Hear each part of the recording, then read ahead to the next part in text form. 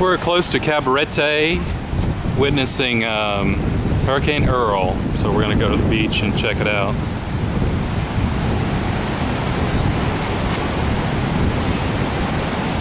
Waves definitely have increased in size here.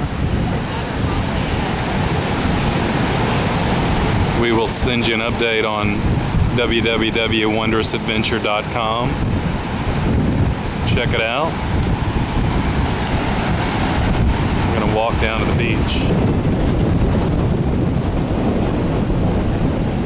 Hurricane Earl about 9:50 a.m. slams into the Dominican Republic.